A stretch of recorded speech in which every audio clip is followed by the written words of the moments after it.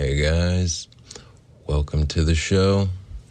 What'd you do the first week of the year? Went back on your New Year's resolutions? I didn't make any this year. I mean, I don't usually make any, but I always found the concept fun. Yeah. I've been making music, working on this album, putting it together. I finally decided what I want to do for my album cover, so that's exciting. I'm going to get to start drawing that pretty soon. And yeah, the whole album should be out probably. I'm shooting for the end of January. The end of January seems realistic. And I'll make it happen.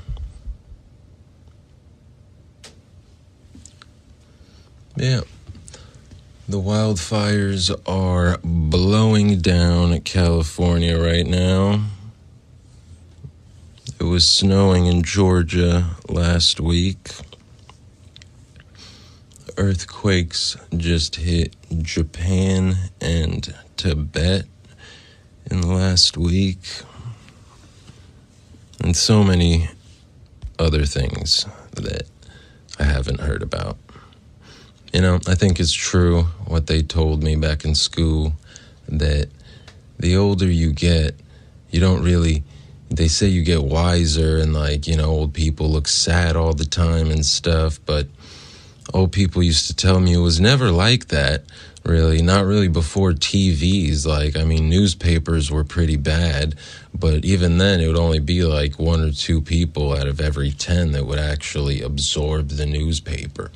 Most people would be looking at the Business Insider, doing coke off of a picture of somebody. Whatever. It was probably a better time. At least my teachers used to tell me it was. But they might have just missed their parties. Or whatever they did. I don't know. But yeah, California is being engulfed by flames from, I think it's 6 or 7 fires. I saw a map of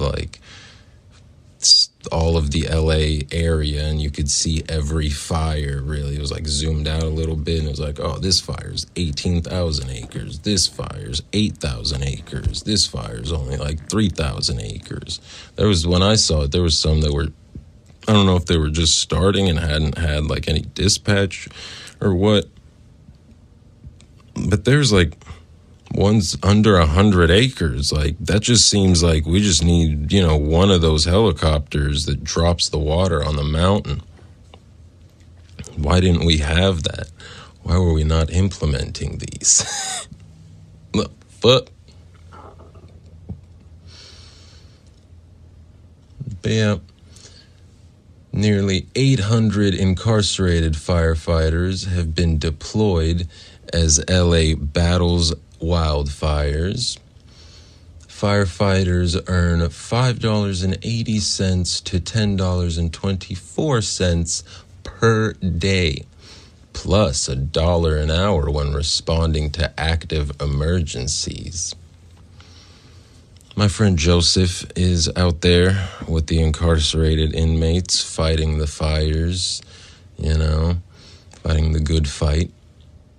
And he told me that it's really more like the prison or whoever sends these quote-unquote incarcerated individuals there that makes the $10.24 per day plus $1 an hour. He said the people really get $2 a day, somewhere between $2 and $3 a day. So, it's slavery with more steps, but still slavery nonetheless. I don't know. I'm not for, giving incarcerated individuals, regardless of what they've done, thousands of dollars a day for doing something or, volunteering to do something. In a lot of these cases, it's sort of a volunteer thing. But I don't think they should be making $2 a day either. Like, come on. I think we can find a happy medium. Give them minimum wage or something. It's bad enough. I could tell you about that. Hundreds of incarcerated firefighters are helping battle the destructive blaze that are rapidly spreading across Southern California as a powerful windstorm is rapidly spreading across Southern California. Oh, my bad. As a powerful windstorm devastates the region. Sorry, I got you there, didn't I? The California Department of Corrections and Rehabilitation, CDCR, said on Thursday that it had deployed 783 imprisoned firefighters while Los Angeles County fights multiple out-of-control blazes fueled by extreme winds and dry conditions. The incarcerated crews are embedded with the California Department of Forestry and Fire Protection, and it's nearly 2,000 firefighters who have been stretched thin from several simultaneous emergencies. But you're incarcerated, you're prisoners anyway, go out there. And from what I've heard, they send them out to the front of the line, most dangerous spots, nobody getting paid to do it really wants to go near. And I've also read that we've got Canadian firefighters coming in, Mexican firefighters coming in.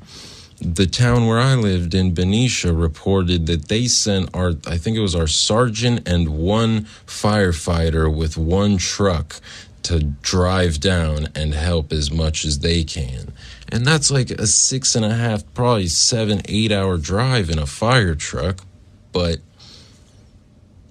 everybody from all sides is basically converging in on LA right now to try and help this. I don't understand how it's getting this crazy.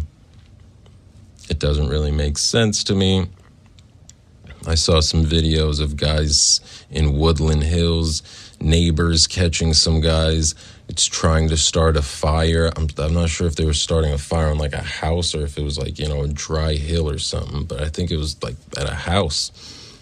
And some neighbor caught the guy and tried to hold him, and a bunch of neighbors got involved and made him sit there and wait. So, I've heard from a couple different places that these might have been intentionally started to revitalize the real estate market and construction markets and, basically every market involved in restoring a city after a fire. I don't know. It seems like, if you are somebody who doesn't care about people's lives and, is a profit-driven entity in some regards, that might sound like a good option. If, markets are overinflated, there's too many prices that are selling way higher than they should be, then the whole thing is being built with illegal labor, and it's all just, a back and forth of hyperinflation, to a point. It might sound good to somebody like that. Not saying our government doesn't care about human lives, of course. Who would say that? But I'm saying there's reasons that people outside of LA and outside of the area who don't care about people and would see a monetary opportunity, say, starting a war in another country that doesn't really make any sense, to basically get rights to rebuild that country while having also sold them weapons the whole time and building a national debt to match our own. No, I don't know. Just crazy. The CDCR operates more than 30 fire camps across the state where people serving state prison sentences are trained in firefighting and support authorities as they respond to fires, floods, and other disasters. The sites, also called conservation camps, are considered minimum security facilities and house more than 1,800 incarcerated firefighters. Wow. Meanwhile, German federal prosecutors on Monday charged an Iraqi couple with enslavement, torture, and war crimes.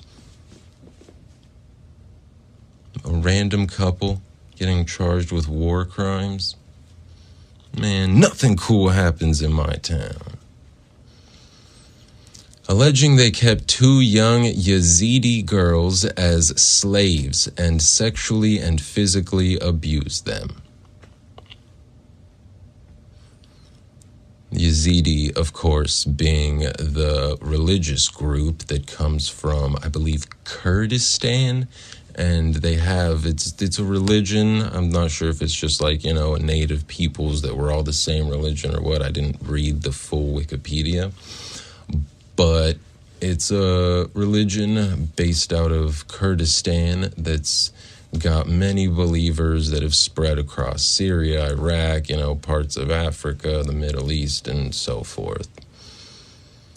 And I don't know why. There was a lot. When I saw this news article, there was like 3 other news articles linked about people enslaving Yazidi girls. It's insane. I didn't know it was such... I had no idea. I just found out about it, so I'm telling you.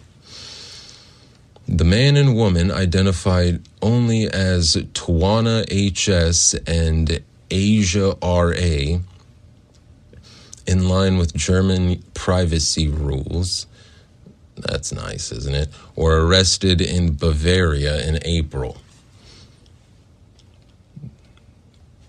They were members of the Islamic State group in Iraq and Syria between 2015 and 2017. Allegedly kept a 5-year-old girl as a slave starting in 2015 and a 12-year-old from 2017. Prosecutors allege that the man raped both girls repeatedly and that the woman prepared the room and put makeup on one of the girls. The couple also exerted harsh physical violence on the girls, who were prevented from practicing their own religion and coerced into household work and childcare. The man, on one occasion, allegedly hit the older girl with a broomstick. The woman is accused of scalding the younger girl's hand with hot water. Ow. What kind of lesson is that? Both children were repeatedly forced to stand on one leg for half an hour as punishment. All of this served the organization's objective to destroy the Yazidi religion, the statement said. Apparently, they were somehow tied to the Islamic State, which I guess is separate from ISIS, but similar. Same, but different. But still same. Maybe their leaders don't get along. Crazy. I mean, what is there to say? German couple, I mean, Germany is like anywhere else, especially in the cities, Berlin, whatever. My cousin lived in Germany. My cousin lives in Germany. And it's a hotbed of all types of cultures. You got every type of culture, so it's like New York. You're walking home, you see 15 different nationalities, and it all looks like the same shit you would see every day. So I'm sure in Canada they just look like a regular couple. Oh, hey, Tom, bye. Oh. Why's your garage always closed? It's like it's got like some sort of like master lock from the inside, Asia RA. And why is Twana always hyping up her blackout curtains? And matter of fact, you guys have only ever had us over for dinner one time, like, and you made sure we didn't go down to the basement. You know? Seems like this was going on kind of a long time for it to just now be exposed. That's all. But that's not all. Morgan Geyser, not to, give credit to a name, because she is a demonic, manly, man, she looks built, short hair, some more shit. A Wisconsin woman who at age 12 stabbed her 6th grade classmate nearly to death to please online horror character Slender Man will be released from a psychiatric hospital. So, 2014, I was like right out of high school, and we heard this story going around about, everybody had heard about the Slender Man, first of all. If you're on the internet, you've probably heard about the Slender Man. It's like some random fan art character, some mythical made-up creature that I don't know. I haven't read it. I'm not going to try and sit here and bullshit you about the Slender Man. I know what it looks like. I've seen the memes. It's like a weird, tall, like, coated man that looks like a zombie or something, and he, like, beckons you to kill people or something. And it was, like, some videos that were going around, like, YouTube and those weird, like, child sections of YouTube that really aren't for children at all. You'll give your kid an iPad and put them on Bluey, and then you go do something, you have a phone call, you do some work, and you go back to the kid and look at what he's looking at. And now it's like some adults in like weird-ass play sets doing shit that, doesn't really make sense. There's, I don't know, all the speech is off. It's definitely making everybody a little more retarded. And I think we should do our best to, yes, embrace your retardedness. Everybody should. But also, don't go out of your way to be more, don't push it. Some people like to lean into things.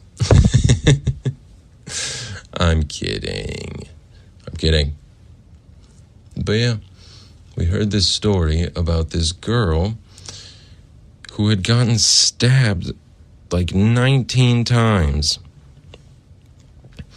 because it was like a 12-year-old girl, 11-year-old girl had a sleepover with 2 other girls, and the girls were watching Slender Man videos, and they found some video that convinced them that it was a good idea to lure this girl out of their house into the woods, where this girl that's being released is they led this girl into the woods and stabbed her. This girl stabbed her. The other girl apparently just egged her on. I don't know how they, but it was crazy.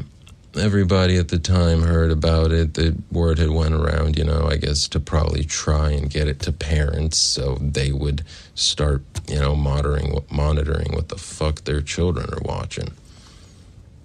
And I'm telling you, you can't leave them alone with something like that. When we were little, you could watch the TV Guide, And then when you're old enough, you can pick a channel to watch on.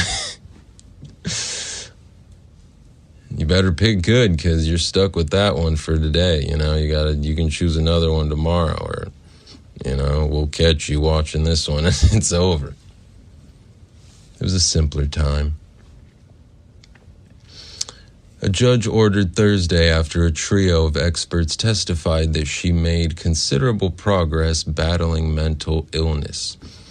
Geyser, now 22 years old, filed her latest petition in October. Judge Boren decided to grant her release after a day-long hearing Thursday, finding that she had maximized her treatment options at the facility and is no longer a safety risk. I mean, she's been in there like 10 years. I'm pretty sure they're just tired of her, and there's probably nowhere else to send her. I don't know why they don't just send her, somewhere like Malibu Passages. At this point, they're going to release her. So, Geyser and Anissa Wire were 12 years old in 2014 when they lured their classmate Peyton Leutner to a Waukesha park after a sleepover. Geyser stabbed Leutner 19 times while Wire egged her on. Leutner barely survived. The girls later told investigators that they attacked Leutner to earn the right to be Slender Man's servants, and they feared he would harm their families if they didn't follow through. Geyser pleaded guilty to attempted first-degree intentional homicide and was sent to the Psychiatric Institute due to mental illness in 2018.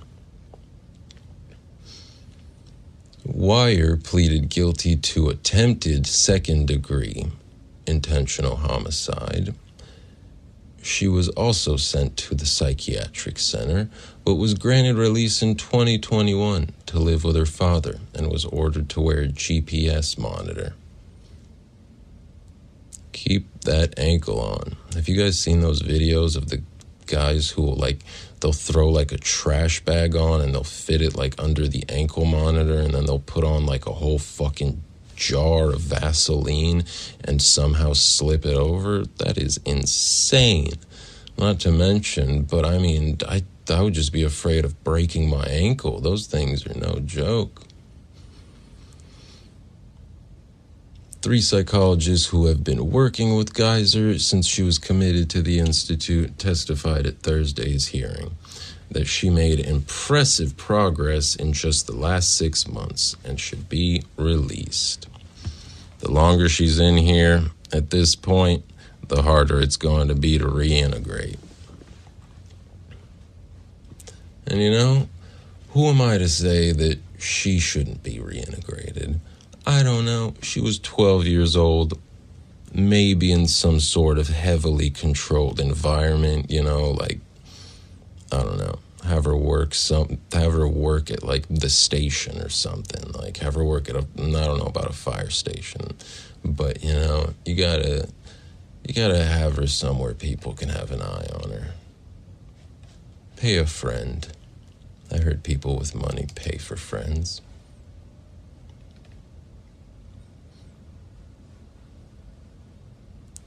Annual winners for the most egregious U.S. healthcare profiteering announced. It's a big year.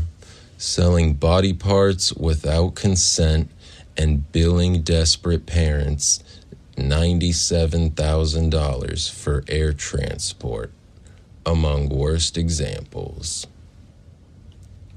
God damn. The 2024 winners of the annual Shkreli Awards, given each year to perpetrators of the most egregious examples of profiteering and dysfunction within the healthcare industry, have been released from the Loan Institute, an independent healthcare think tank. The recipients are chosen by a panel made up of health policy experts, clinicians, journalists, and advocates. The awards are named after Martin Shkreli, the infamous pharma bro, who rose to international notoriety after increasing the price of life-saving anti-parasitic drug Daraprim 50-fold.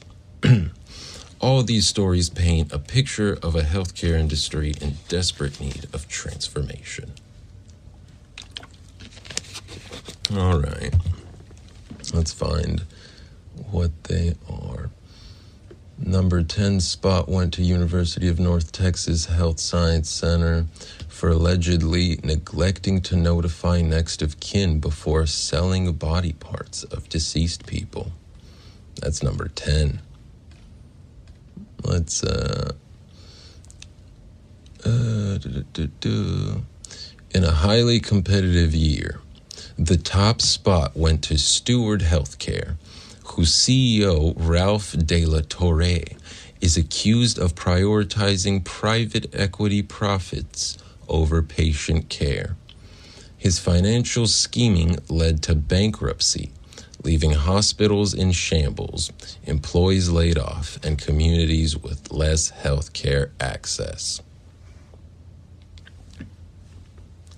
Insane. What was going on here was on the grapevine for many years, and if we knew about it, then we have to ask. Where are the regulators? Where are the people who should have known better? You know? I mean, he must have been having quite a year, Ralph. If his financial scheming led to bankruptcy, leaving hospitals in shambles, and employees they probably shut down a couple of hospitals because of him. I'm wondering, like, what was it? You know? Did he have a good vacation? I don't know, but it's not my place to judge, you know. Who am I to say I'm holier than thou? I'm not. I'll be the first one to admit, you know, I'm a fucking asshole. But I don't know. The healthcare system seems to be in shambles itself. What more is there left to say about the healthcare system that, you know, Luigi Mangioni's shell casings didn't already say for us?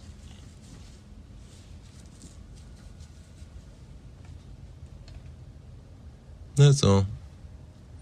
A Florida sheriff's deputy has resigned from his job after a crash into a civilian's car.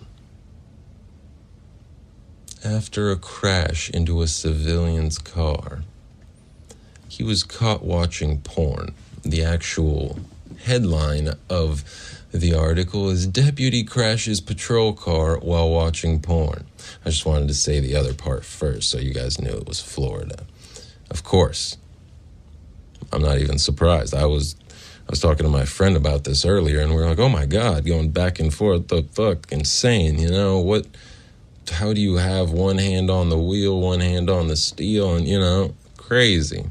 He must have had extra hands, or one of those little things that you hold the phone up on that's, you know, hooked to the dash, but I feel like cop dashes are so fucking full anyway. You got the laptops and all that shit. I don't know. But yeah, he was watching porn and he crashed into somebody, some random civilian. The lady got out of the car like, what did I do? Like, you could tell by her face she didn't even know that was going to be all on the city. I don't know if he's resigned or if they just, like, you know, do the usual of, like, when they, like, beat up an immigrant or something and put him on paid leave. I don't know why they always act like that's some sort of step in the right direction when one of these cops does something insane. We put him on paid leave and he's not to step foot in the county. He lives outside. What the fuck does that matter? You are paying him and keeping him employed. You're basically just saying, we're just going to pay him to go on vacation and just, stay out of your guys' hair for a minute. Why? And I understand why, The reason we're employing people like this is because nobody wants to do this job. I don't want to do that job. Why would you want to be a cop in today's day and age? Like, sure, you want to do good and right and all that. You were fighting an uphill battle.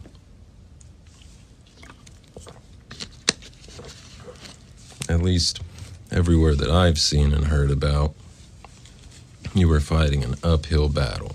I'm sure there's a few small mountain towns and little, tight-knit communities where it's super good and being a cop is fun and you basically just keep the kids out of trouble and, check up on, medical emergencies before the ambulance of firefighters get there. Whatever. But the vast majority is not like that. The vast majority worldwide. I'm not sure what the answer is. Maybe more training. Keep them in concurrent training. Your first 10, 20 years, you gotta keep, a basic school schedule essentially. I feel like it would be important enough to implement. And I feel like more people would actually do the job if it was ran like that and, properly compensated. I'm sure in many areas it's overcompensated where it shouldn't be and undercompensated where it should. It's just, small shit like that. That'd be adding up nationwide.